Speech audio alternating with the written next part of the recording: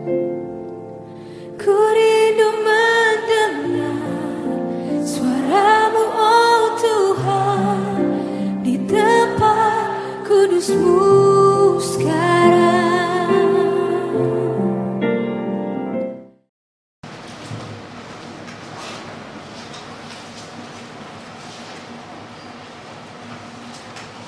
Salam saudara. Puji Tuhan.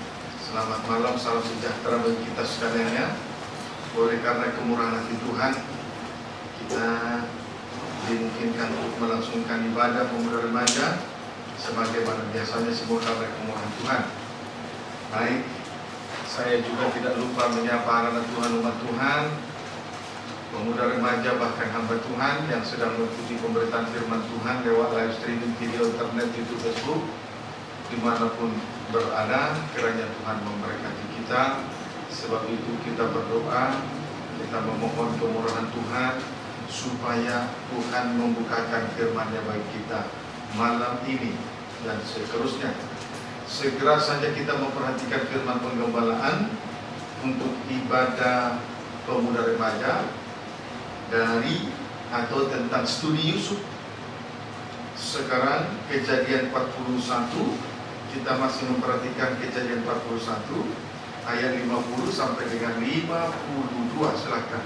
Demikian firman Tuhan. Ya. Sebelum datang tahun kelaparan itu, Ya. lahirlah bagi Yusuf 2 orang anak laki-laki yang dilahirkan oleh Asnat, anak Potifera imam Dikon. Yusuf memberi nama Manasye kepada anak sulungnya itu, sebab katanya, Allah telah membuat aku lupa sama sekali kepada kesukaranku dan kepada rumah bapakku, dan kepada anaknya yang kedua diberinya nama Efraim, sebab katanya, Allah membuat aku mendapat anak dalam negeri kesengsaraan itu. Puji Tuhan. Sebelum datang 7 tahun kelaparan itu, lahirlah bagi Yusuf 2 orang anak laki-laki. Yang sulung bernama Manasye, sedangkan anak yang kedua bernama Efraim. Anak yang sulung bernama Manasye diberi nama Manasye, sedangkan anak yang kedua diberi nama Efraim. Puji Tuhan. Selanjutnya kita akan memperhatikan arti rohani dari kedua anak laki-laki Yusuf. Dimulai dari anak yang sulung, yaitu Manasye. Manasye artinya Allah telah membuat Yusuf lupa sama sekali terhadap 2 perkara. Lupa sama sekali terhadap 2 perkara, yaitu Yusuf lupa kepada kesukarannya. Yusuf lupa kepada kesukarannya. 1. Yusuf lupa kepada kesukarannya. 2. Yusuf lupa kepada rumah bapaknya. Puji Tuhan. Sekarang kita kembali memperhatikan keterangan Yusuf lupa kepada kesukarannya. Saudaraku, kesukaran Yusuf dibagi menjadi 3 fase. Kesukaran yang dialami oleh Yusuf dibagi atas 3 fase. Fase yang pertama, ketika Yusuf tinggal bersama-sama dengan saudara-saudaranya. Fase yang pertama, ketika Yusuf tinggal bersama-sama dengan saudara-saudaranya. Kisah itu ditulis di dalam Kejadian pasal 37 ayat 1 sampai dengan ayat yang ayat 1 sampai dengan ayat 36. Kejadian 37 dibagi atas ayat 1 sampai dengan ayat 11. Ayat 1 sampai dengan ayat 11. Yusuf dibenci oleh saudara-saudaranya. B. Ayat 12 sampai dengan ayat 36. Yusuf dijual ke tanah Mesir. Puji Tuhan. Kejadian pasal 37 dibagi atas ayat 1 sampai dengan ayat 11. Yusuf dibenci oleh saudara-saudaranya. D. Ayat 12 sampai dengan ayat 36. Yusuf dijual ke tanah Mesir. Amin, saudaraku. Puji Tuhan. Sekarang mari kita membaca Kejadian 37 ayat 23. Kejadian 37 ayat 23 sampai 24 baca. Yusuf dijual ke tanah Mesir. Ya. Demikian firman Tuhan. Ya. Baru saja Yusuf sampai kepada saudara-saudaranya. Ya. Mereka pun menanggalkan jubah Yusuf, jubah mahal indah yang dipakainya itu. Puji Tuhan. Baru saja Yusuf sampai kepada saudara-saudaranya, mereka segera menanggalkan jubah Yusuf, jubah maha indah yang dipakainya itu. Baru saja Yusuf sampai kepada saudara-saudaranya, ia langsung diserang, dia ditangkap, diserang, lalu menanggalkan jubah Yusuf, jubah maha indah yang dipakainya itu. Puji Tuhan. Kemudian setelah kita memperhatikan peristiwa ini sejenak, kita akan membandingkan Kejadian 37. Kita bandingkan dengan Kejadian 37 ayat 3 dan 4.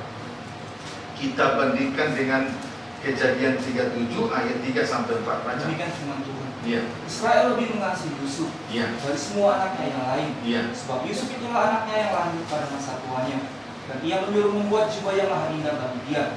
Setelah dilihat oleh saudara-saudaranya bahwa ayahnya lebih mengasihi Yusuf dari semua saudaranya, maka bencilah mereka itu kepadanya dan tidak mau menyapanya dengan rahmat. Puji Tuhan. Israel atau Yakub lebih mengasihi Yusuf dari anak-anaknya yang lain. Israel atau Yakub lebih mengasihi Yusuf daripada anak-anaknya yang lain. Puji Tuhan. Dengan tanda atau sebagai bukti, kepada Yusuf diberikan jubah yang maha indah. Tandanya, kepada Yusuf diberikan jubah yang maha indah. Amin, saudaraku. Tandanya, kepada Yusuf diberikan jubah yang maha indah. Kemudian di sisi yang lain, Yusuf dibenci saudara-saudaranya oleh karena jubah yang maha indah itu. Di sisi yang lain, justru Yusuf dibenci saudara-saudaranya oleh karena jubah yang maha indah itu. Kesimpulannya, Yusuf dibenci oleh karena jubah yang maha indah. Kesimpulannya, Yusuf dibenci oleh karena jubah yang maha indah. Puji Tuhan. Jadi saudara-saudara, kaum anak-anakku, kaum muda remaja, kebencian yang dialami atau yang diterima oleh Yusuf ini setelah ia mendapatkan jubah yang maha indah. Amin, saudaraku. Setelah ia mendapatkan jubah yang maha indah, maka kalau ada beberapa dari antara kita yang sudah dibaptis beberapa minggu lalu, tanggal 7 sudah dibaptis, lalu kemudian dipercaya untuk melayani Tuhan, dipercayakan jubah yang maha indah. Puji Tuhan. Lalu oleh karena jubah yang maha indah ini timbul kebencian-kebencian, jangan kaget. Amin, saudaraku. Jangan kaget. Memang itu harus terjadi. Memang itu harus terjadi. Puji Tuhan. Haleluya. Puji Tuhan. Jadi kesimpulannya tadi, Yusuf dibenci oleh karena jubah yang maha indah. Dengan memakai jubah yang maha indah, menunjukkan bahwa Yusuf diperlengkapi dengan karunia-karunia dan jabatan-jabatan Roh El Kudus. Dengan memakai jubah yang maha indah, menunjukkan bahwa Yusuf dipercayakan atau diperlengkapi karunia-karunia dan jabatan-jabatan Roh El Kudus. Amin, saudaraku. Puji Tuhan. Haleluya. 1 Korintus 12.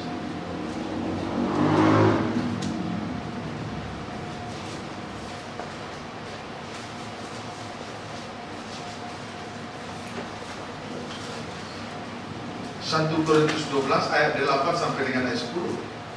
Rupa-rupa karunia tetapi satu roh. Iya. Demikian firman Tuhan. Iya. Sebab kepada yang seorang roh memberikan karunia untuk berkata-kata dengan hikmat, Iya. dan kepada yang lain roh yang sama memberi karunia untuk berkata-kata dengan pengetahuan. Iya. Kepada yang seorang roh yang sama memberikan iman, Iya. dan kepada yang lain ia memberikan karunia untuk menyembuhkan. Terus? Kepada yang seorang roh memberikan kuasa untuk mengadakan mujizat, Iya. dan kepada yang lain ia memberikan karunia untuk bernubuat. Terus? Dan kepada yang lain lagi ia memberikan karunia untuk mengadakan bermacam-macam roh, membedakan bermacam-macam roh. Kepada yang seorang ia memberikan karunia untuk berkata-kata dengan bahasa roh, dan kepada yang lain ia memberikan karunia untuk menafsirkan bahasa roh itu. Puji Tuhan. Ada 9 karunia Roh Kudus. Puji Tuhan. Jadi saya ulangi dulu ya. Dengan memakai jubah yang maha indah menunjukkan bahwa Yusuf diperlengkapi dengan karunia-karunia dan jabatan Roh El Kudus.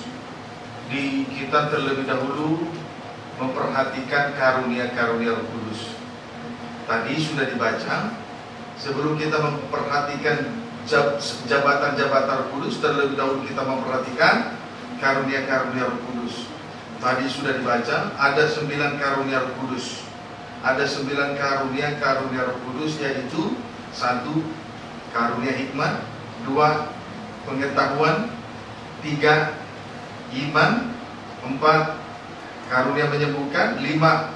Mengadakan mujizat, 6. Bernubuat, 7. Membedakan bermacam-macam roh, 8. Bahasa lidah, 9. Menafsirkan bahasa roh atau disebut menimbang. Amin. Ada 9 karunia-karunia Roh Kudus, yaitu 1. Karunia hikmat, 2. Pengetahuan, 3. Iman, 4. Menyembuhkan, 5. Mengadakan mujizat, 6. Bernubuat, 7. Membedakan bermacam-macam roh, 8. Bahasa lidah, 9. Menafsirkan bahasa roh atau menimbang, dalam kurung menimbang. 9 karunia Roh Kudus dibagi menurut pembagiannya. Selanjutnya 9 karunia Roh Kudus dibagi menurut pembagiannya. Yang pertama, 3 karunia untuk pembukaan firman.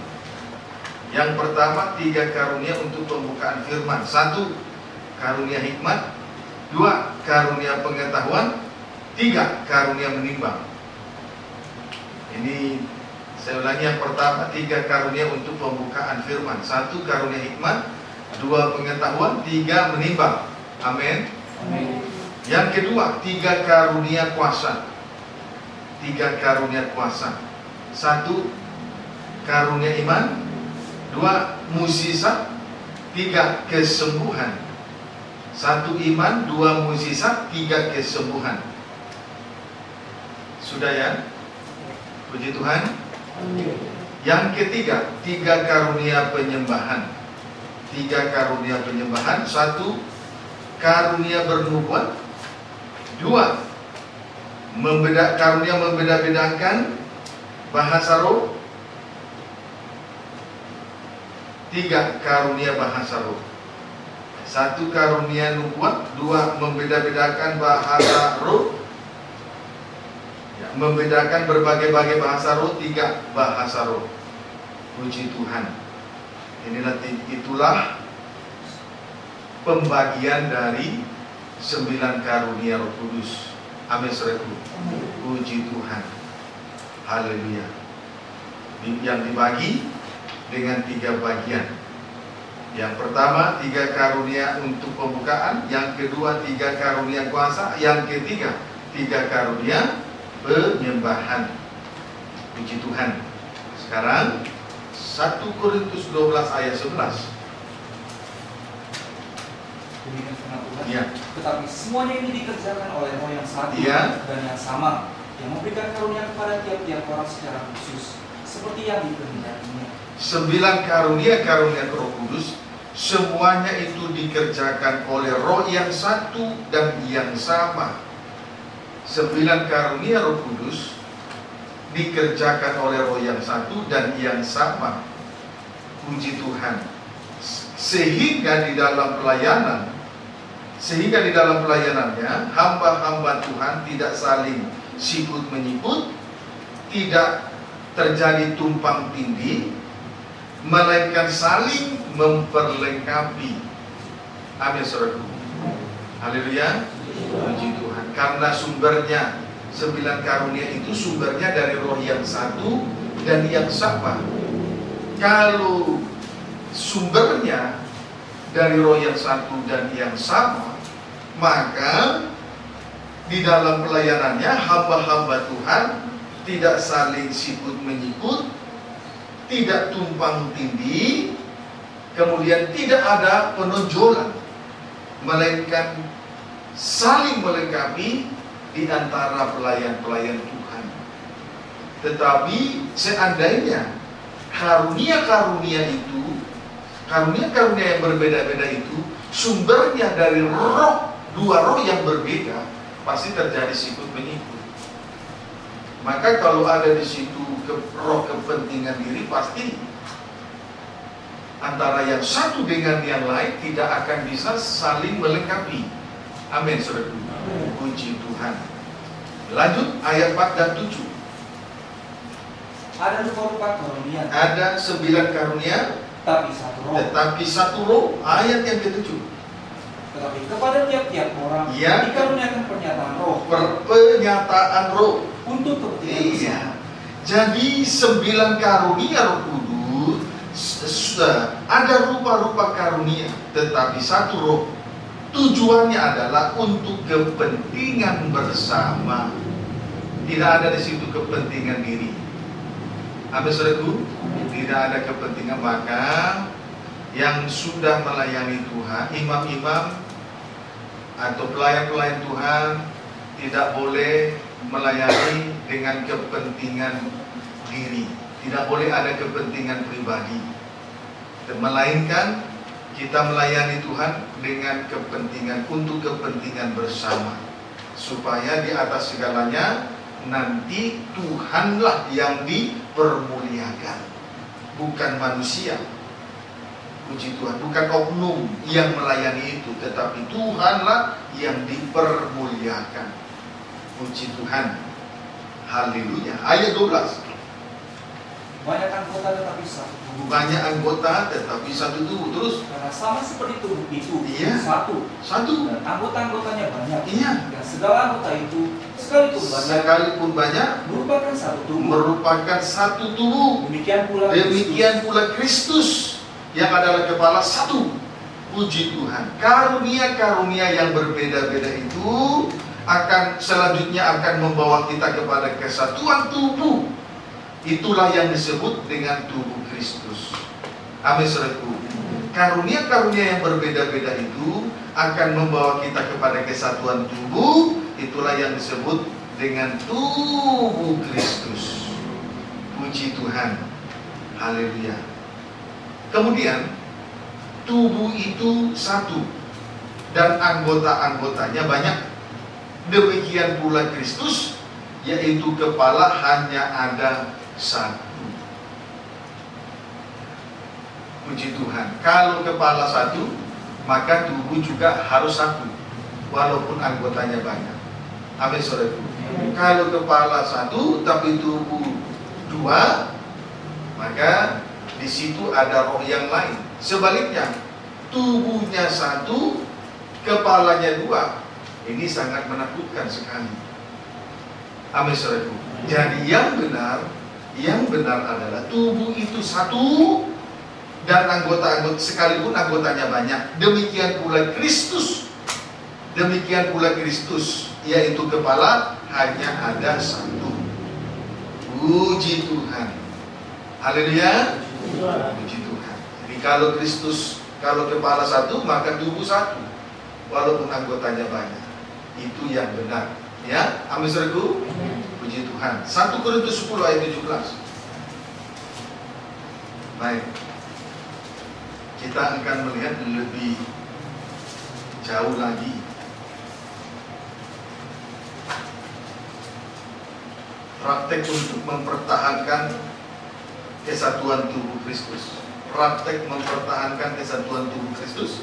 1 Korintus 10 ayat 17, baca. Israel sebagai suatu peringatan. Israel adalah sebagai suatu peringatan. Terus demikian firman Tuhan. Ya. Karena roti adalah satu. Maka kita sekalipun banyak. Maka kita sekalipun banyak adalah satu tubuh. Karena kita semua mendapat bagian dalam roti yang satu. Puji Tuhan. Memang ada banyak anggota, tetapi hanya satu tubuh. Memang ada banyak anggota, tetapi hanya satu tubuh. Karena kita semua mendapat bagian dalam roti yang satu itu. Karena kita semua mendapat bagian dalam roti yang satu itu. Amin, saudaraku.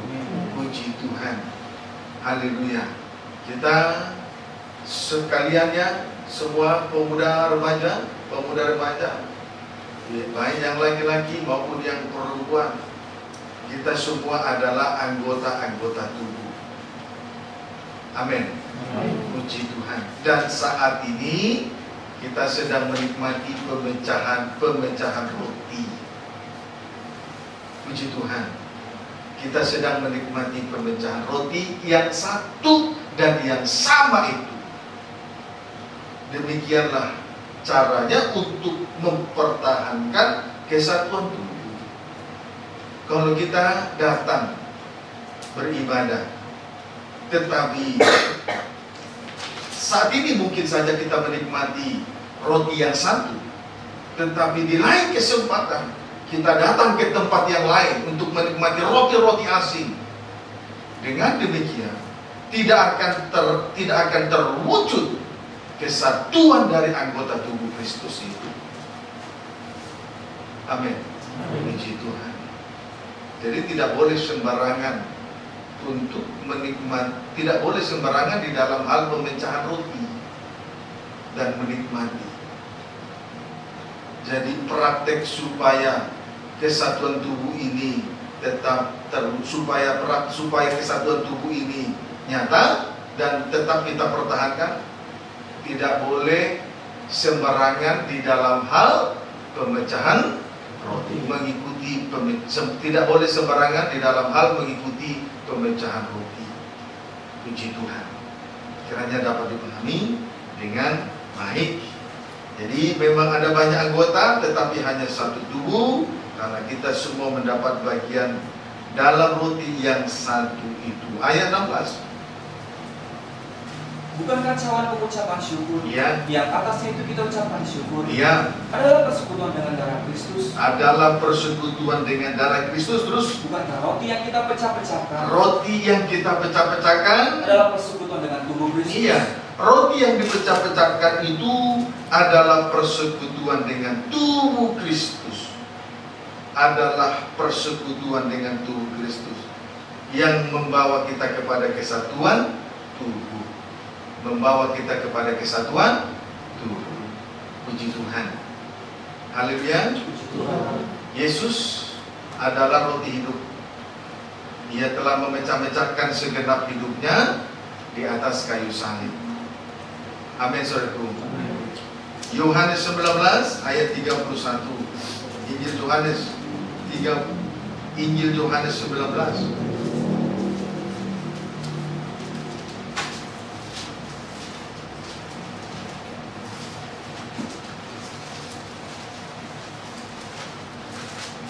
Injil Yohanes 19 ayat 31 sampai dengan ayat 34, baca. Lalu Yesus diberikan.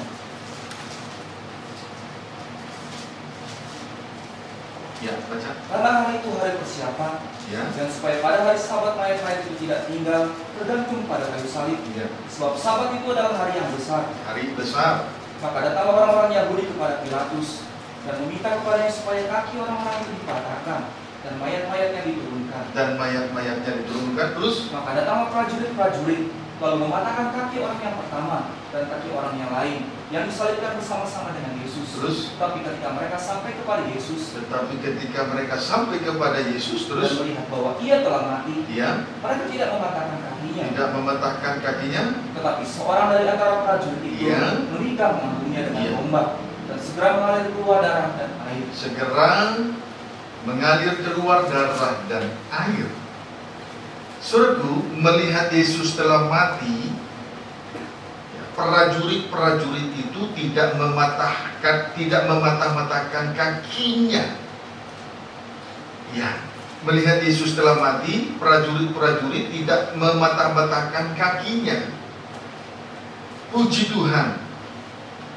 Saudaraku, dengan kematian Yesus di kayu salib, berarti dengan kematian Yesus di kayu salib, anggota-anggota tubuh Kristus tidak terpisah-pisah. Sebaliknya, salah seorang dari prajurit itu menikam lambung Yesus dengan tombak, segera mengalir keluar darah dan air. Puji Tuhan. Saya ulangi, melihat Yesus telah mati, mereka tidak mematah-matahkan kaki Yesus. Berarti dengan kematian Yesus di kayu salib, anggota-anggota tubuh tidak terpisah-pisah. Amin, saudaraku. Anggota-anggota tubuh tidak terpisah-pisah. Sebaliknya, saudaraku, salah seorang dari prajurit itu menikam lambung Yesus dengan tombak, segera mengalir keluar darah dan air. Puji Tuhan. Saudaraku, Yesus telah memecah-mecahkan segenap hidupnya di atas kayu salib, supaya terwujudnya kesatuan dari anggota-anggota tubuh, supaya terwujudnya kesatuan dari tubuh Kristus yang sempurna, tidak terpisah-pisah. Puji Tuhan. Amin, saudaraku. Sebaliknya, prajurit itu menikam lambung Yesus dengan tombak, segera mengalir keluar darah dan air. Darah dan air menunjuk kelahiran baru. Darah dan air menunjuk kelahiran baru, yaitu tubuh Kristus yang sempurna, atau kesatuan tubuh yang utuh. Jadi hanya ada satu tubuh dan anggota-anggotanya banyak. Demikian pula Kristus hanya ada satu. Amin, saudaraku. Puji Tuhan. Demikianlah caranya untuk mempertahankan kesatuan tubuh, menikmati roti yang satu itu. Yesus roti hidup. Dia telah memecahkan segenap hidupnya di atas kayu salib. Dengan matinya Yesus, prajurit tidak mematahkan kakinya lagi. Sebaliknya, lambung ditombak, segera keluar darah dan air. Darah dan air menunjuk kelahiran baru. Tanda kelahiran dari seorang anak, air, ketuban, dan darah. Puji Tuhan. Inilah roti yang satu itu. Dia telah memecahkan segenap hidupnya kepada kita di atas kayu salib. Karena matinya Yesus, prajurit tidak mematah-matahkan anggota tubuh Kristus. Karena sudah mati. Karena sudah mati, untuk apa dimatah-matahkan? Tetapi karena penjahat di sisi kanan dan sisi kiri Yesus tidak mati, maka mereka mematah-matahkannya. Tetapi karena Yesus telah mati, ya untuk apa dimatah-matahkan? Tetapi satu dari prajurit segera menombak lambung Yesus, keluarlah darah dan air, menunjuk kelahiran baru. Amin, saudaraku. Puji Tuhan. Inilah roti yang satu yang telah dipecah-pecahkan, dan ini yang harus kita nikmati. Tidak boleh asal-asalan di dalam hal pemecahan roti, sembarangan dengan firman. Tidak boleh. Tidak boleh. Tidak, belum tentu pemecahan roti di sana itu membawa kepada kesatuan tubuh. Tetapi kalau ia berbicara tentang pengalaman kematian Yesus, nah ini akan, pemecahan roti semacam ini akan membawa kepada kesatuan tubuh.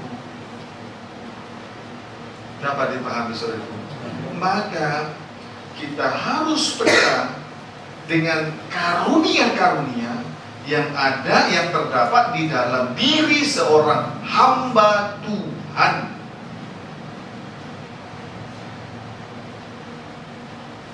Amin, saudaraku. Harus peka. Dan sembarang dia berwibawa, hebat pembukaannya. Tapi perhatikan rohnya yang dalam saat dia melayani Tuhan. kiranya dapat dipahami dengan baik. Amin, saudaraku. Hal ini apa yang sudah kita baca dari Injil Yohanes 19 ayat 31 sampai 34 sinkron, sangat sinkron dengan 1 Korintus 12 ayat 13. 1 Korintus 12 ayat 13.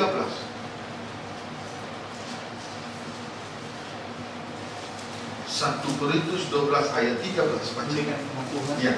Sebab dalam satu roh kita semua, baik orang Yahudi, baik Yahudi maupun orang Yunani, baik non Yahudi, baik budak maupun orang merdeka, telah dibaptis menjadi satu tubuh, dan kita semua diberi minum dari roh dari satu roh. Anggota-anggota tubuh yang berbeda-beda itu telah dibaptis menjadi satu tubuh, telah dibaptis menjadi satu tubuh, dan kita semua dan selanjutnya kita semua diberi minum dari satu roh.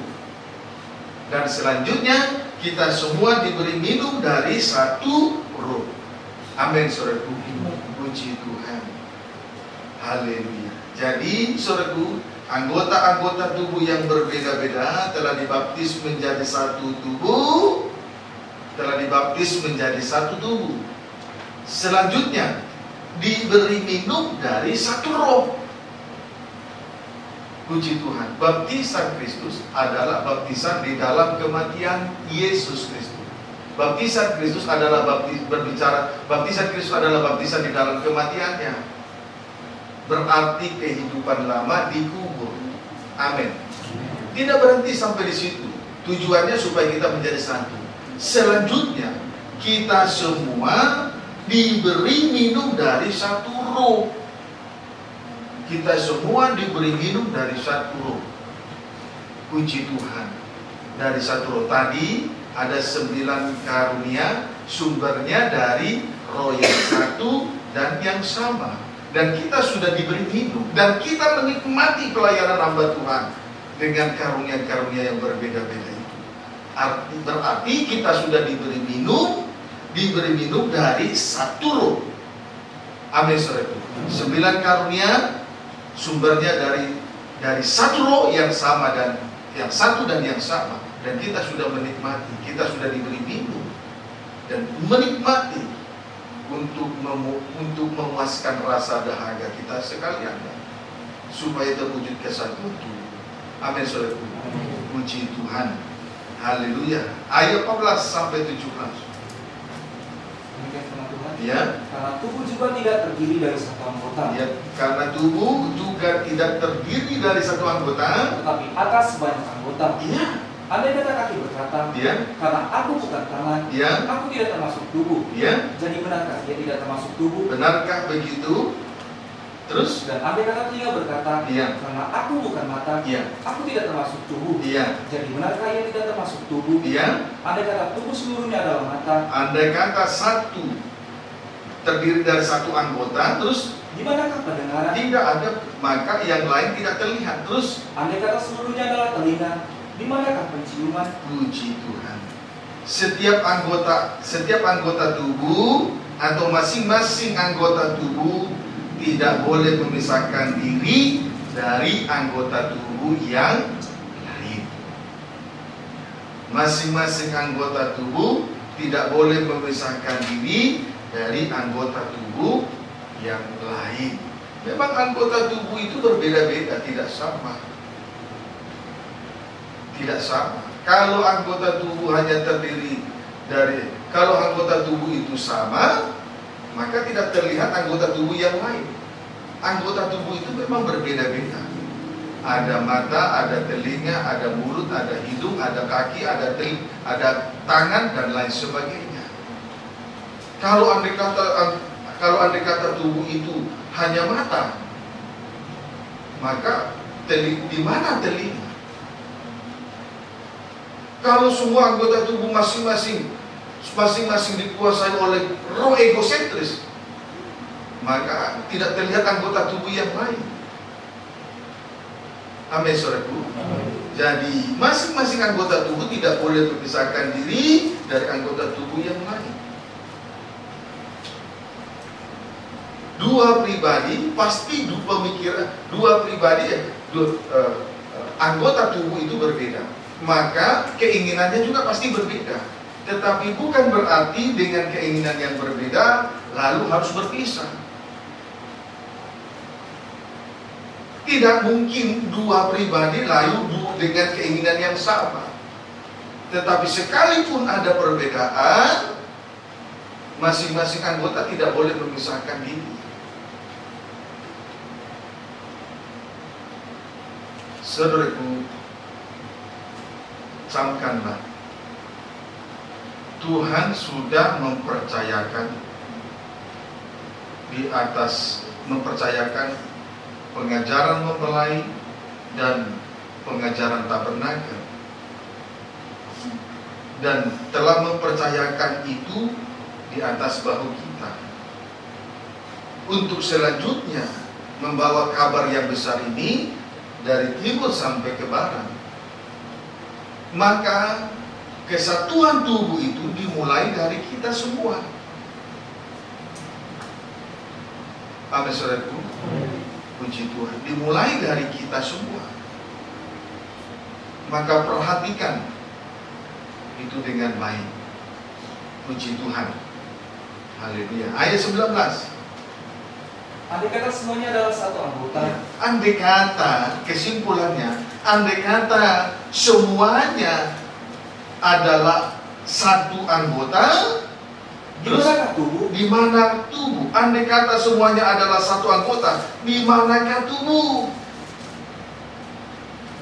Jadi anggota-anggota tubuh itu memang berbeda-beda, tetapi bukan berarti harus berpisah. Namun sekalipun berbeda, saudaraku tidak boleh memisahkan diri. Karena jelas, andai kata semuanya adalah satu anggota, di manakah tubuh? Maka jelas tidak boleh ada kepentingan pribadi, kepentingan diri atau pribadi.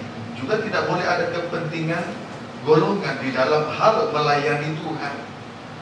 Tidak boleh ada kelompok-kelompok. Tidak boleh mendirikan kelompok dan mendirikan kelompok-kelompok. Amin, saudara. Tidak boleh mendirikan kelompok-kelompok. Puji Tuhan. Haleluya. Kiranya dapat dipahami dengan baik ya. Ayat 21 sampai 22.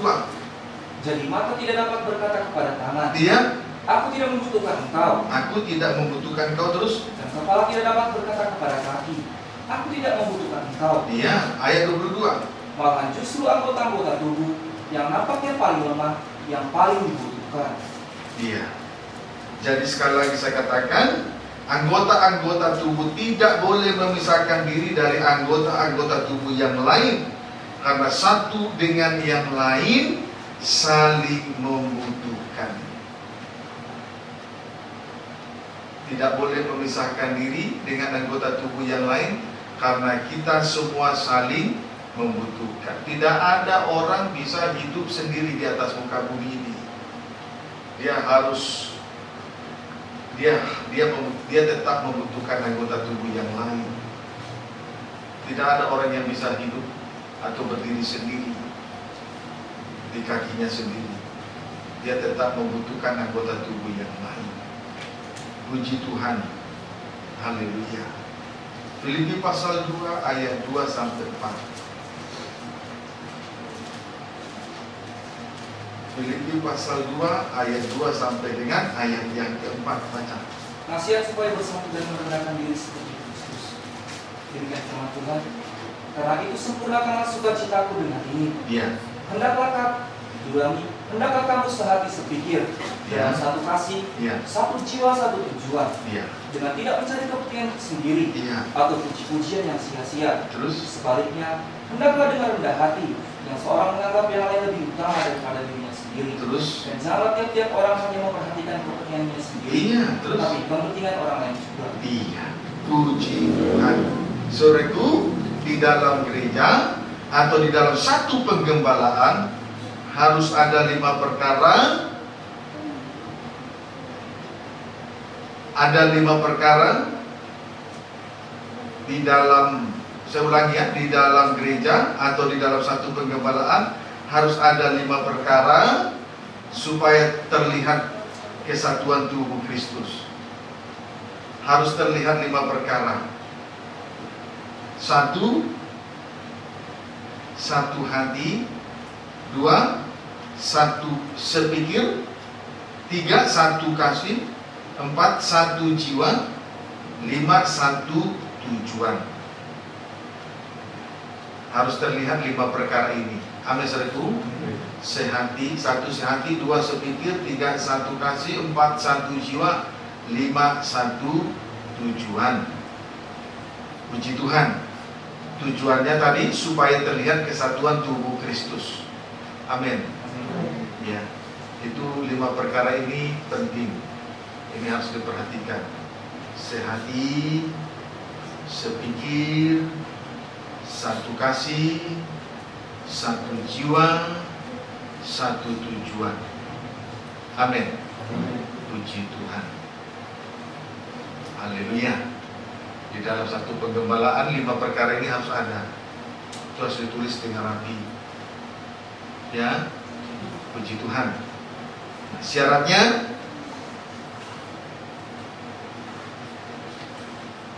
tidak mencari kepentingan diri dan tidak mencari puji-pujian.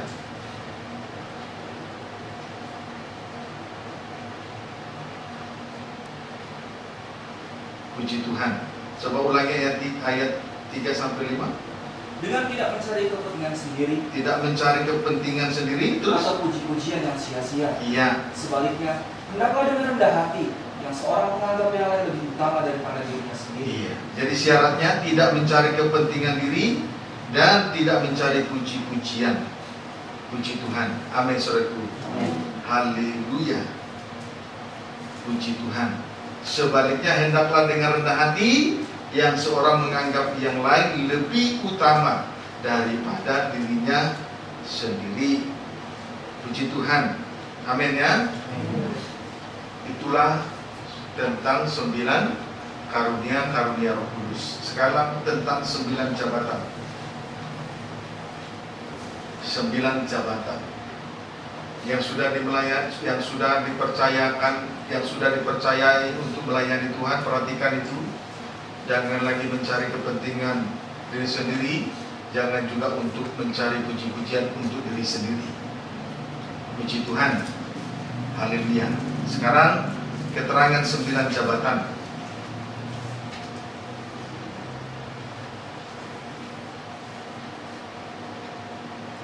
Satu Korintus 12 ayat 28 sampai 30.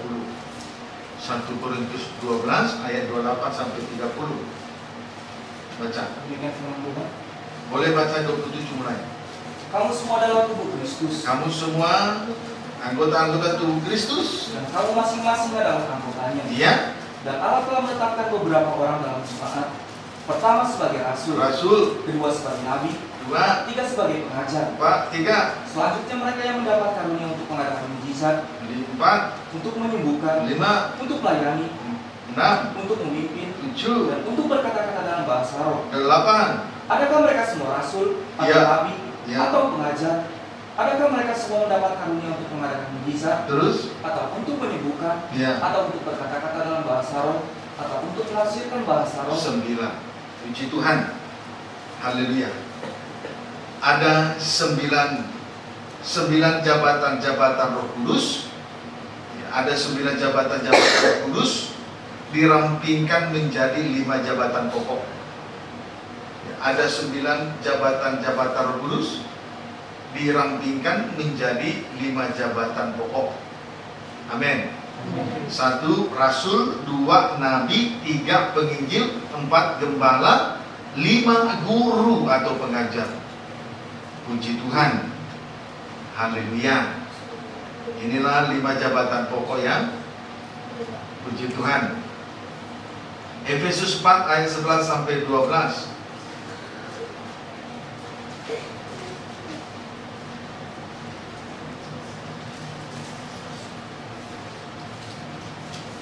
Efesus 4 ayat 11 sampai 12. Persatuan jemaat dan karunia yang berbeda-beda. Efesus 4 ayat 11 sampai 12 baca. Dan ialah yang memberikan baik rasul-rasul. Boleh baca 10 mulai. Ia yang telah turun. Ia yang telah turun. Ia juga yang telah naik. Nah, ini berbicara tentang kematian dan kebangkitan Yesus Kristus. Yesus telah mati dan bangkit. Terus Jauh lebih tinggi daripada semua langit. ya, Untuk memenuhkan segala sesuatu. untuk ya, tujuan Yesus mati dan bangkit untuk memenuhkan segala sesuatu. Itu ayat 10. Amin. Yesus telah mati dan bangkit, tujuannya untuk memenuhkan segala sesuatu, yaitu ayat 11 sampai 12. Dan ialah yang memberikan baik rasul-rasul Ya, maupun nabi-nabi, 2, baik pemberita-pemberita Injil 3, maupun gembala-gembala 4, dan pengajar-pengajar, 5. Terus untuk memperlengkapi orang-orang kudus. untuk memperlengkapi orang-orang kudus, orang yang imam-imam, imamat rajani. Terus Bagi pekerjaan pelayanan, bagi pekerjaan pelayanan, bagi pembangunan bagi tubuh pembangunan tubuh Kristus. Puji Tuhan. Saudaraku, Ia telah memperlengkapi orang-orang kudus dalam kurung imamat rajani dengan 5 jabatan. Ia telah memperlengkapi orang-orang kudus dalam kurung imamat rajani dengan 5 jabatan. Tujuannya, strip pertama bagi pekerjaan pelayanan, strip yang kedua bagi pembangunan tubuh Kristus. Haleluya. Tujuannya bagi pekerjaan pelayanan dan pembangunan tubuh Kristus. Haleluya. Saudaraku, kita ini adalah tubuh Kristus atau rumah Tuhan. Atau rumah Tuhan. Biarlah kiranya kita senantiasa berada dalam kegerakan kebangunan rohani. Amin, saudaraku. Biarlah kiranya kita semua berada dalam kegerakan kebangunan rohani. Jangan pernah tinggalkan Yerusalem. Senantiasa berada di Yerusalem, didasarkan sidang jemaat. Kegunaan dari 5 jabatan tadi untuk mendewasakan sidang jemaat, untuk mendewasakan sidang jemaat. Amin, saudaraku. Berarti telah mencapai kesatuan. Berarti telah mencapai kesatuan dari anggota-anggota tubuh yang berbeda-beda. Amin. Puji Tuhan.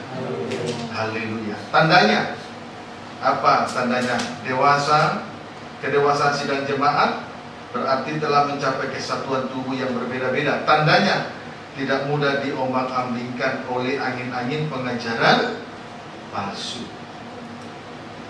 Apa tanda dewasa rohani? Tanda dewasa rohani tidak mudah diombang-ambingkan oleh angin-angin pengajaran palsu. Puji Tuhan. Haleluya. Saudaraku, angin-angin pengajaran palsu ini kita harus waspada terhadap angin-angin pengajaran palsu. Kalau kita tidak waspada, itu akan menenggelamkan kerohanian daripada kehidupan muda remaja. Sama halnya dengan Simon Petrus, waktu dia berjalan di atas air, untuk beberapa langkah dia bisa berjalan di atas air. Tetapi setelah mulai dirasakan tiupan angin sepoi-sepoi, bukan angin kencang, angin sepoi-sepoi, mulailah ia tenggelam. Untung dia mengangkat 2 tangan untuk memohon pertolongan dari Tuhan. Saat dia angkat tangan menyerah, 2 tangan Tuhan terulur. Puji Tuhan. Jadi tidak boleh anggap enteng angin-angin pengajaran palsu. Amin, saudaraku. Haleluya. Angin sepoi saja, pelan-pelan saja. Tapi setelah mulai merasakan tiupan angin sepoi-sepoi, mulailah dia tenggelam. Puji Tuhan. Ayo bertahan dengan pengajaran yang benar. Amin. Puji Tuhan. Itulah pengajaran salib. Puji Tuhan, itu yang membuat kita kuat, bertahan dan kuat. Ayat 15. Tetapi dengan teguh berpegang kepada kebenaran, Ya. di dalam kasih kita bertumbuh di dalam segala hal ke arah Dia, Kristus yang adalah kepala. Iya. Puji Tuhan. Saudaraku, dewasa berarti bertumbuh di dalam segala hal. Ya, dewasa berarti terjadi pertumbuhan rohani yang sehat di dalam segala hal ke arah Dia, Kristus yang adalah kepala. Puji Tuhan. Pertumbuhan rohani yang sehat adalah bertumbuh di dalam segala hal ke arah Dia, yaitu Kristus yang adalah kepala. Jadi pertumbuhan yang sehat itu mengarah kepada Kristus sebagai kepala. Jangan sampai pertumbuhan rohani itu mengarah kepada yang lain-lain, apalagi kepada perkara lahiriah. Haleluya. Puji Tuhan. Haleluya. Ayat 16. Daripadanya seluruh tubuh Ya. yang rapi tersusun Ya. dan diikat menjadi satu Terus? oleh pelayanan semua bagiannya, Ya. sesuai dengan kadar pekerjaan tiap-tiap anggota, menerima pertumbuhannya dan membangun dirinya dalam kasih. Membangun dirinya dalam kasih. Saudaraku, dari kepala seluruh tubuh satu rapi tersusun, dua diikat menjadi satu. Puji Tuhan. Ya. Dari kepala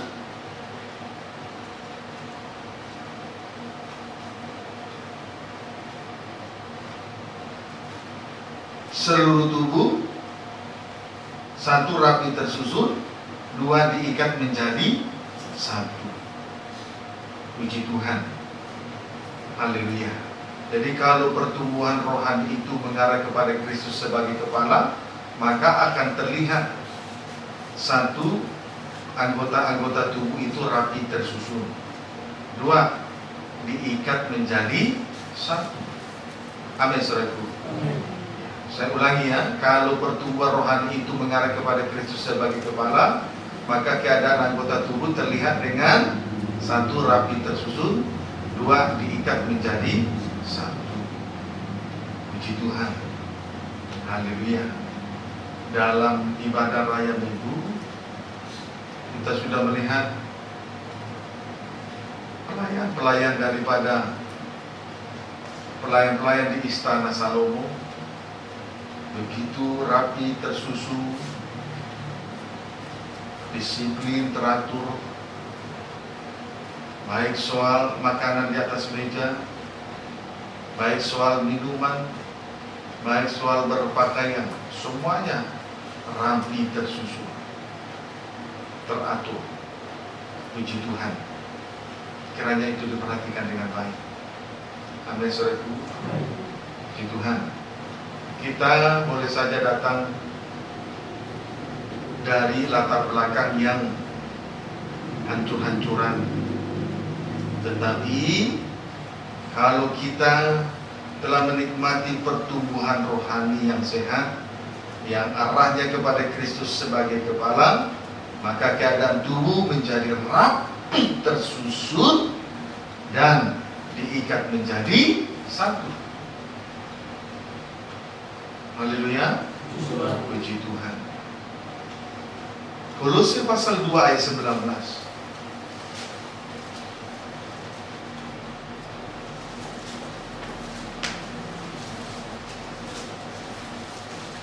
Kolose pasal 2 ayat 19, baca. Carilah perkara yang di atas. Carilah perkara yang di atas. Terus Demikian firman Tuhan. ya.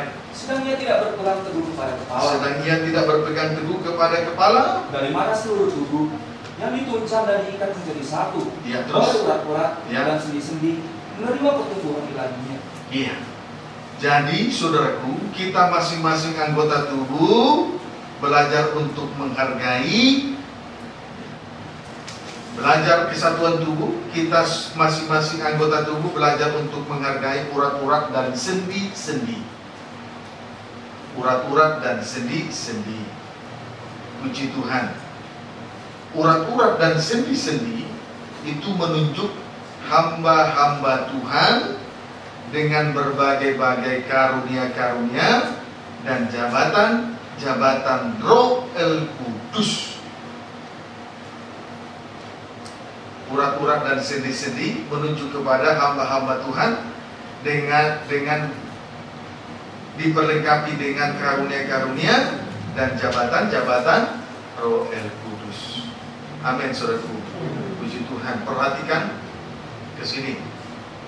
Kalau satu urat saja putus, ya, satu urat saja putus dari anggota tubuh ini, akan terjadi kelumpuhan di dalam melayani pekerjaan Tuhan.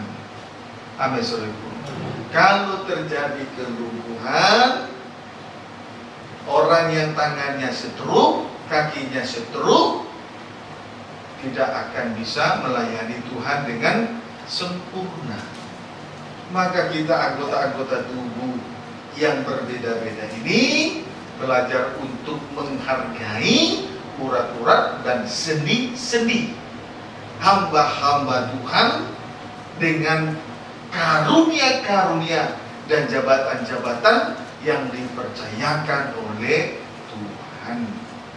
Jangan sampai kalau satu urat saja putus, pekerjaan Tuhan lumpuh seperti tangan dan kaki yang stroke. Kiranya dapat dipahami dengan baik. Belajar untuk menghargai kemurahan Tuhan. Amin. Puji Tuhan. Haleluya. Nah,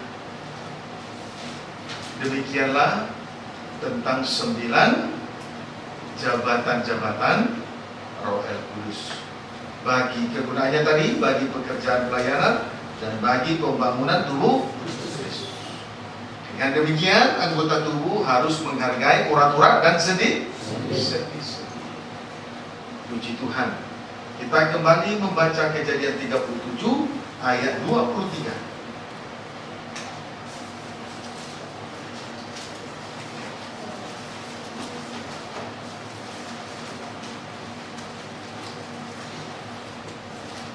Kejadian 37 ayat 23. Demikian firman Tuhan. Ya.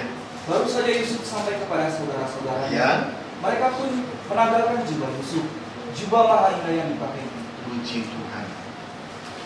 Menanggalkan jubah Yusuf, jubah maha indah yang dipakainya. Puji Tuhan.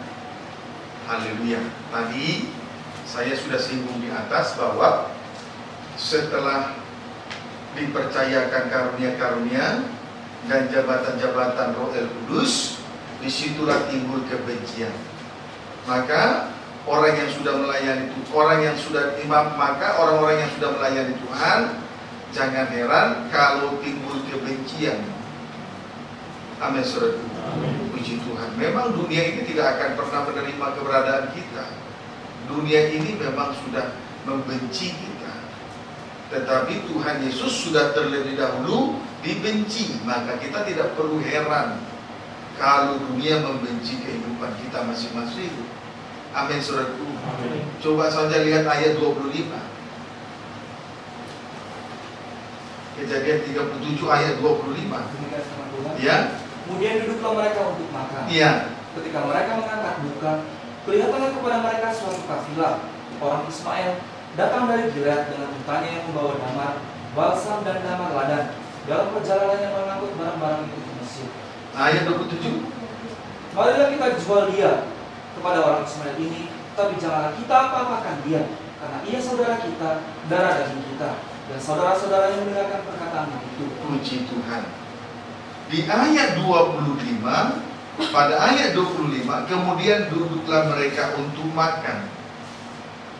Kemudian lalu pada ayat 27,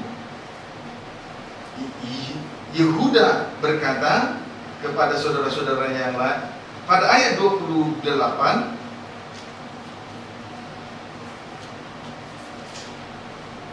pada ayat 27, Yehuda berkata kepada saudara-saudara yang lain, marilah kita jual dia kepada orang Ismail ini. Pada ayat 25, duduklah mereka untuk makan. Ayat 27, Yehuda berkata kepada saudara-saudaranya yang lain, marilah kita jual dia kepada orang Ismail ini. Puji Tuhan. Jadi sudah jelas di sini bahwa ada penggembalaan yang hanya mementingkan diri, yaitu hanya berbicara soal makan dan minum dan berbicara soal upah uang. Amin, saudaraku. Puji Tuhan. Jadi itu sebabnya saya tandaskan pada malam ini, tidak usah heran kalau dunia membenci kita, tidak usah heran, karena kenyataannya memang dalam penggembalaan yang lain hanya memerlukan soal makan, minum, dan upah. Mereka tidak membutuhkan pengajaran mempelai dalam terangnya tabernakel. Mereka berani menjual pengajaran mempelai dalam terangnya tabernakel. Kiranya dapat dipahami dengan baik. Amin, saudaraku. Puji Tuhan. Haleluya. Puji Tuhan.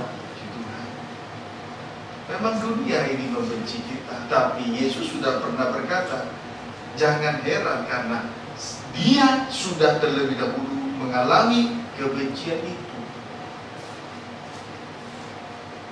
Sebab di sisi lain, penggembalaan yang lain hanya soal mementingkan diri sendiri, yaitu soal makan, minum, dan upah uang. Itu saja dalam pemikiran mereka. Itu adalah pemikiran dari orang-orang dunia.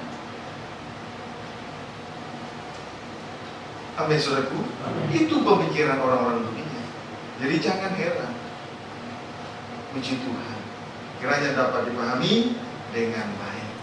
Kita lihat dulu sejenak mengenai jubah maha indah dalam Keluaran pasal 28.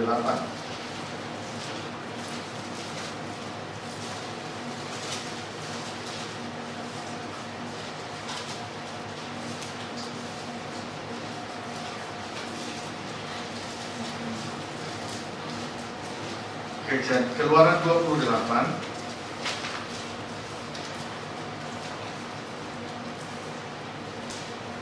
ayat 2, ayat 6, ayat yang ke-31, ayat 39. Ayat 2, ayat 6, ayat 31 dan 39. Baca. Demikian firman Tuhan. Ya. Mengenai pakaian imam. Ya. Haruslah engkau membuat pakaian kudus seperti Harun, Ya. bapamu, sebagai perhiasan kemuliaan. Jubah yang maha indah. Ayat 6. Baju efod itu harus dibuat mereka Ya. dari emas. Baju efod. Terus? Kain tua Ya. dan kain muda, Ya. kain kirmizi, Ya. lenan halus, Terus? dan dipintal benangnya, Ya. buatan seorang ahli. Puji Tuhan. Ayat 31. Haruslah kau buat gamis baju efod Gamis baju efod. dari kain tua Ya. seluruhnya. Ya. Ayat 39. Haruslah kau menenun kemeja dengan ada raginya Ada raginya. dari lenan halus, Lenan halus. dan membuat serban dari lenan halus. Ya. Dan haruslah kau buat ikat pinggang dari tenunan yang berwarna-warna. Puji Tuhan. Jubah imam besar atau jubah maha indah terdiri dari 3 bagian. Jubah imam besar atau jubah yang maha indah itu terdiri dari 3 bagian, yaitu 1. Baju efod. Baju efod menunjuk pada kematian Tuhan Yesus Kristus, menunjuk salib atau kematian Tuhan Yesus Kristus. Amin. Puji Tuhan. 2. Gamis baju efod. Gamis baju efod menunjuk pada kebangkitan Tuhan Yesus Kristus. Gamis baju efod menunjuk pada kebangkitan Tuhan Yesus Kristus. 3. Kemeja putih dalam kurung lenan halus yang beragi dengan bentuk berjala-jala. Kemeja putih yang beragi dengan bentuk berjala-jala menunjuk kemuliaan dari Tuhan Yesus Kristus. Menunjuk kemuliaan Tuhan Yesus Kristus. Amin. Puji Tuhan. Haleluya. Nah, saudara langsung tulis kemuliaan Kristus pada saat Ia naik ke surga. Amin. Kemuliaan Kristus pada saat Ia naik ke surga. Puji Tuhan. Titik 2a, hidupnya dalam tanda kematian sudah lalu, sudah berlalu, bagaikan baju efod yang sudah ditanggalkannya. Amin. Ya, hidupnya dalam tanda kematian sudah berlalu, bagaikan baju efod yang sudah ditanggalkannya. B, kebangkitannya selama 40 hari di bumi juga sudah berlalu, ya, juga sudah berlalu, bagaikan gamis baju efod yang sudah ditanggalkannya. Amin. C, Ia naik ke surga sampai di belakang tabir, dan sekarang Ia berada dalam kemuliaannya. Puji Tuhan. Saya ulangi, kemuliaan Kristus pada saat Ia naik ke surga. A, hidupnya dalam tanda kematian sudah lalu, bagaikan baju efod yang sudah ditanggalkannya. B, kebangkitannya selama 40 hari di bumi juga sudah berlalu, bagaikan gamis baju efod yang sudah ditanggalkannya. C, Ia naik, selanjutnya Ia naik ke surga sampai di belakang tabir. Tidak berhenti sampai di situ, dan sekarang Ia berada dalam kemuliaannya. Dan dari sana Ia sedang mengamat-amati melalui Roh Kudus. Dari sana Ia sedang mengamat-amati kita melalui Roh Kudus. Amin, saudaraku. Puji Tuhan. Jadi jangan saudara merasa bahwa Tuhan tidak ada. Sekarang Dia ada di belakang tabir, di balik, di dalam kemuliaannya, sedang mengamat-amati kehidupan muda remaja. Dalam setiap langkah, gerak, gerik dari kehidupan muda remaja, Dia sedang mengamat-amati kehidupan kita dengan Roh Kudus-Nya. Puji Tuhan. Haleluya. Sakaria pasal yang ketiga.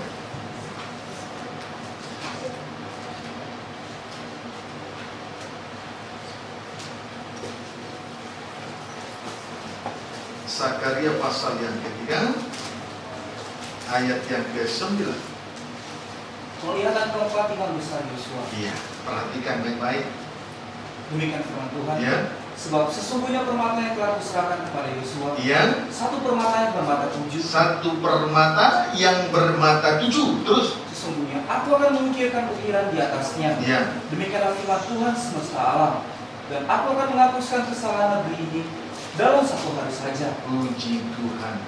Satu permata yang bermata 7 menggambarkan Kristus yang penuh dengan Roh Kudus. Satu permata yang bermata 7 menggambarkan Kristus yang penuh dengan Roh Kudus. Puji Tuhan. Satu permata itu menunjuk pribadi, itu menunjuk Kristus. Satu permata itulah Kristus, sedangkan 7 permata itu menunjuk Roh Kudus dalam 7 keadaannya. Amin, saudaraku. Jadi jelas di sini, di dalam kemuliaannya, Ia sedang mengamat-amati kita dengan Roh Kudus-Nya. Satu permata itulah pribadi, itulah Kristus, sedangkan 7 mata menuju Roh Kudus dalam 7 keadaannya. Sesuai dengan Wahyu pasal 5 ayat yang ke-6. Bermata 7 itulah ke-7 Roh Allah yang diutus ke seluruh bumi. Amin, saudaraku. yang diutus ke seluruh bumi. Lalu kalau hamba-hamba Tuhan diutus ke seluruh bumi, kehidupan yang diurapi menjadi terang, diutus ke seluruh bumi menjadi terang, itulah tanda perhatian Tuhan kepada kita masing-masing. Itulah satu permata dengan 7 mata. Satu permata itulah pribadi Kristus, sedangkan 7 mata menuju Roh Kudus dalam 7 keadaannya sesuai dengan Wahyu pasal yang ke-5 ayat yang ke-7. Bermata 7 itulah ke-7 Roh Allah yang diutus ke seluruh bumi. Jadi hamba-hamba Tuhan yang diurapi, yang diutus ke seluruh bumi, itulah mata Tuhan, ke-7 mata Tuhan. Jadi sampai sekarang Tuhan terus mengamat-amati kehidupan kita. Amin, saudaraku. Puji Tuhan. Kiranya dapat dipahami dengan baik. Haleluya. Kalau orang dunia 7 mata yang semacam ini tidak disukai, dibenci, karena perbuatannya gelap. Puji Tuhan. Kiranya dapat dipahami dengan baik. Amin, saudaraku.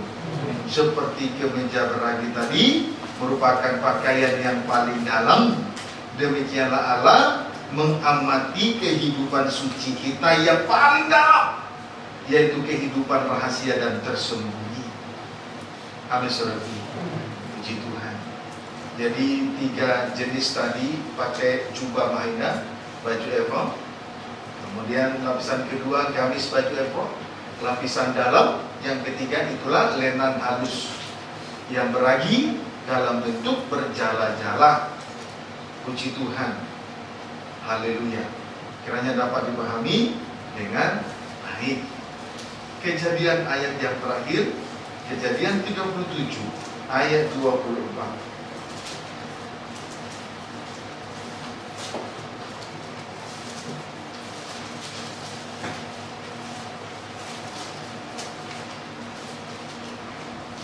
Kejadian 37 ayat 24. Baca ayat 23 sampai 24. Demikian Tuhan. Ya. Baru saja Yusuf sampai kepada saudara-saudaranya. Ya. Mereka pun menegakkan jubah Yusuf. Ya. Jubah warna indah yang dipakainya itu. Ayat 24. Dan mereka membawa dia dan melemparkan dia ke dalam sumur. Sumur itu kosong, tidak berair. Puji Tuhan. Sesudah menanggalkan jubah maha indah, selanjutnya melemparkan Yusuf ke dalam sumur. Setelah melepaskan jubah maha indah, selanjutnya melemparkan Yusuf ke dalam sumur. Sumur itu kosong, tidak berair. Sumur itu, adapun keadaan daripada sumur itu kosong, tidak berair. Ini gambaran daripada nabi-nabi palsu dan guru-guru palsu. Puji Tuhan. Haleluya. Sesuai dengan 2 Petrus 2 ayat 17. Amin, saudaraku. Puji Tuhan. Sekarang kita akan melihat wujud dari nabi-nabi palsu dalam ibadah. Wujud dari nabi-nabi palsu dalam ibadah di hari-hari terakhir ini, ya. Kita harus mengetahui wujud dari nabi-nabi palsu dalam ibadahnya, ya. Amin. Wujud dari nabi-nabi palsu dalam ibadah. Yang pertama, Kolose 2 ayat 18.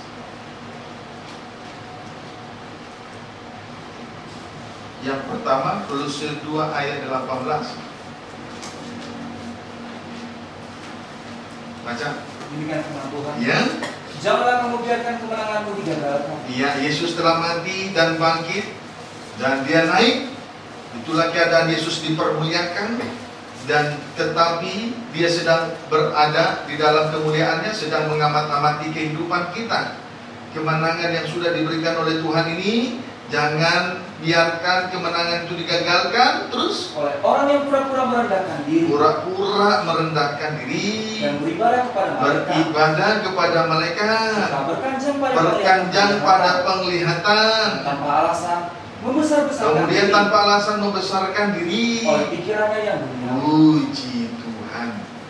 Haleluya. Yang pertama, lihat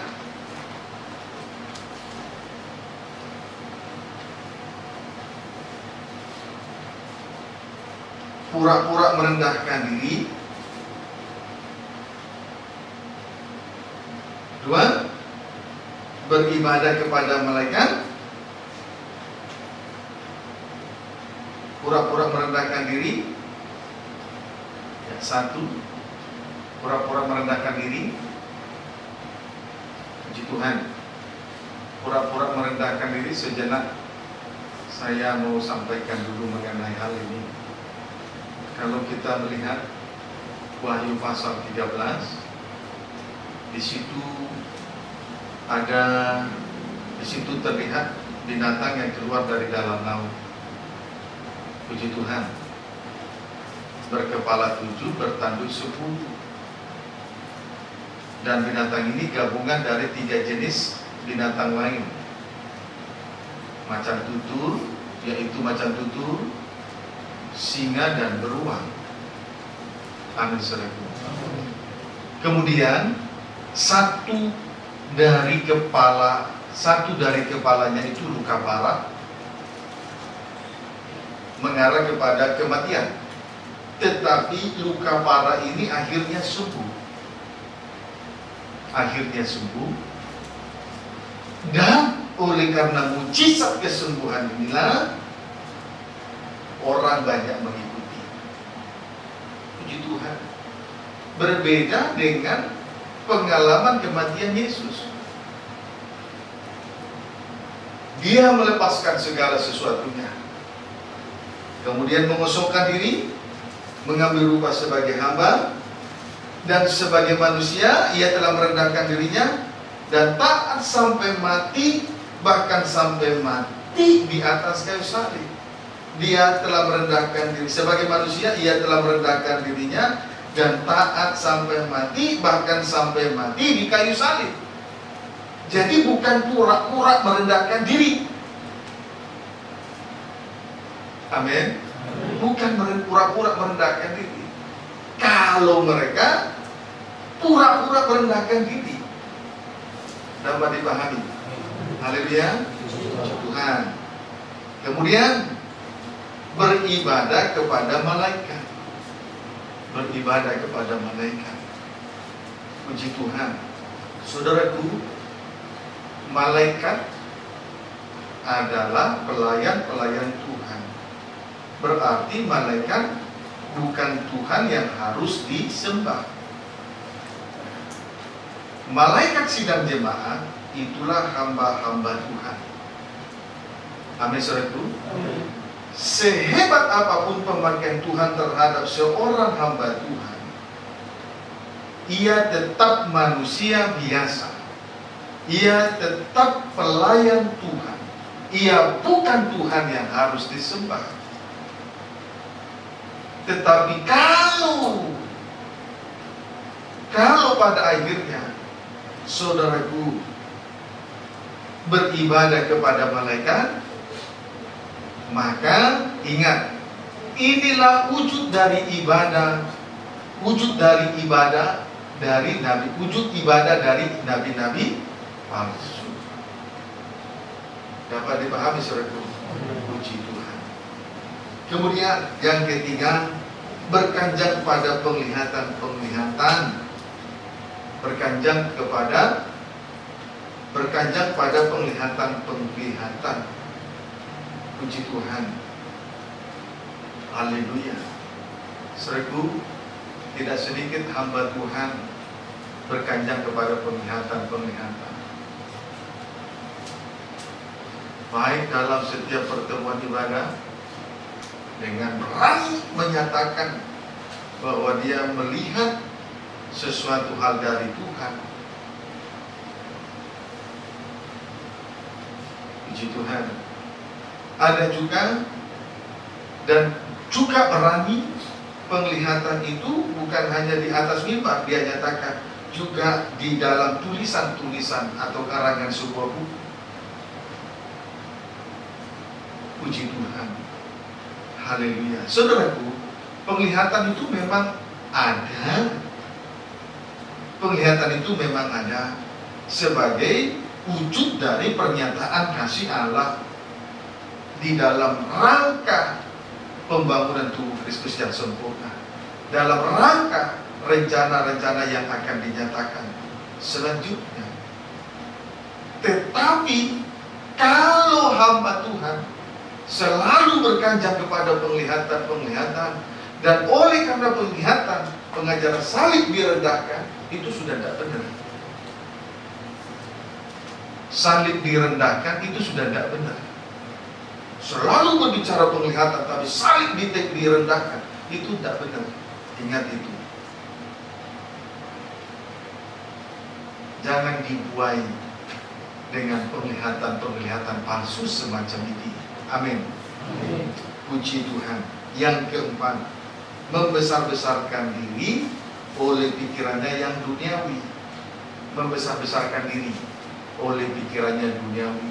Saudaraku, tidak perlu kita membesar-besarkan ibadah dan pelayanan ini karena berkat melimpah. Itu pikiran duniawi. Hanya karena perkara lahiriah, penonjolan dengan perkara lahiriah, misalnya memiliki harta, kekayaan, kedudukan, jabatan, kemudian uang yang banyak. Kalau itu yang ditonjolkan, berarti pemikirannya sama dengan manusia dunia. Jangan membesar-besarkan pelayanan ibadah, membesarkan pelayanan dengan pemikiran yang dunia. Itu sudah salah. Haleluya. Puji Tuhan. Inilah wujud dari nabi palsu dalam ibadah pelayanannya. Yang pertama. Amin. Puji Tuhan. Tidak salah memiliki harta, tidak salah memiliki kekayaan, tidak salah memiliki kedudukan, tidak salah memiliki jabatan yang tinggi, pendidikan yang tinggi, uang yang banyak. Tidak salah. Tetapi kalau ibadah pelayanan dibesar-besarkan oleh karena perkara itu, sama dengan berpikiran secara duniawi. Puji Tuhan. Kita diluruskan, pemikiran kita diluruskan oleh Tuhan, supaya kita mengikuti Tuhan dengan baik dan benar. Amin. Puji Tuhan. Yang kedua, Filipi 3 ayat 2. Baca. Kebenaran yang sejati. Iya. Berikan firman Tuhan. Hati-hatilah terhadap anjing-anjing. Terhadap anjing-anjing. Terus. Hati-hatilah terhadap pekerja-pekerja yang jahat. Hati-hati terhadap pekerja-pekerja yang jahat. Terus. Hati-hatilah terhadap peminat-peminat yang palsu. Puji Tuhan. Haleluya. Saudaraku, nabi-nabi palsu atau guru-guru palsu disebut anjing-anjing. Ya, disebut anjing-anjing. Puji Tuhan.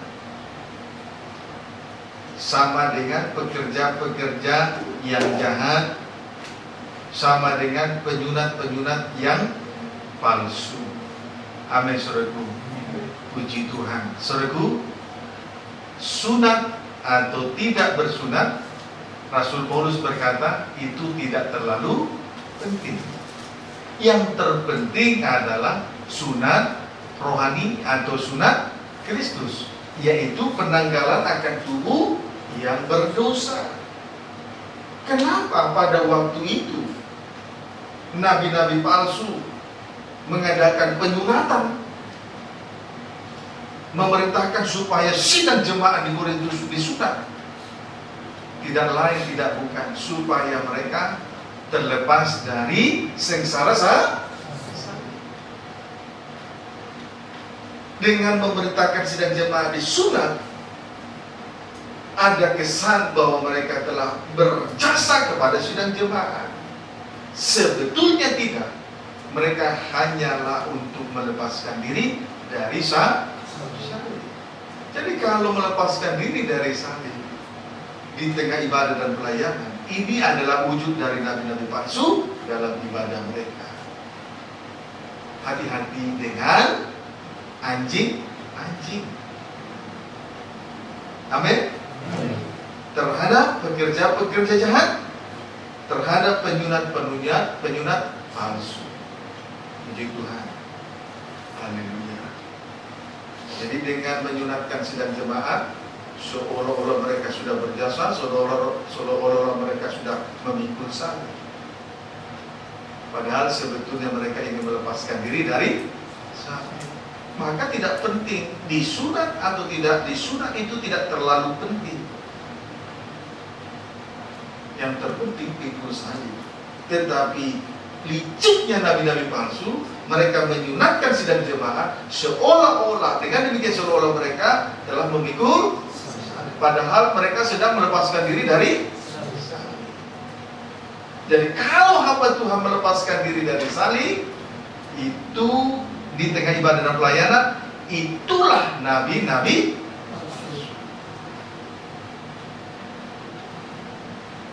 Apalagi kalau berkata Yesus telah disalibkan, telah mati bagi kita, maka kita tidak perlu lagi mati, tidak perlu lagi disalibkan untuk Yesus.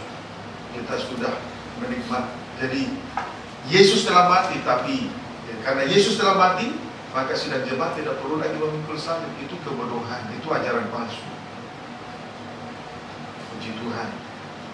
Jadi kita bersyukur, sekalipun siasat palsu dari nabi-nabi palsu ini di tengah ibadah pelayanannya, tetapi kita melihat tadi bahwa Yusuf tidak terpengaruh dengan sumur yang kering. Amin, saudaraku. Tidak terpengaruh dengan sumur kering, tetap ia akan diangkat dari sumur kering, supaya rencana Allah akhirnya nanti terlaksana. Puji Tuhan. Jadi kalau akhirnya tadi Yusuf begitu sampai lalu dia diserang, ditangkap, lalu mereka meninggalkan jubah yang maha indah itu yang dipakainya itu, memang itu harus terjadi. Sesudah kita melayani Tuhan, dipercayakan karunia-karunia, dipercayakan jabatan, lalu timbul kebencian, memang itu harus terjadi. Jangan heran. Ada saudaraku, dan saat ini kita adalah kehidupan muda remaja yang paling beruntung di hadapan Tuhan, karena kita boleh menikmati karunia-karunia dan jabatan, pelayanan dari 9 karunia dan 9 jabatan, lewat pengajaran mempelai dalam terangnya tabernakel. Sebab Yusuf adalah gambaran dari pengajaran mempelai dalam terangnya tabernakel, untuk membawa kita kepada kesatuan tubuh Kristus yang sempurna. Itulah sidang mempelai wanita Tuhan. Tuhan Yesus memberkati kita semua.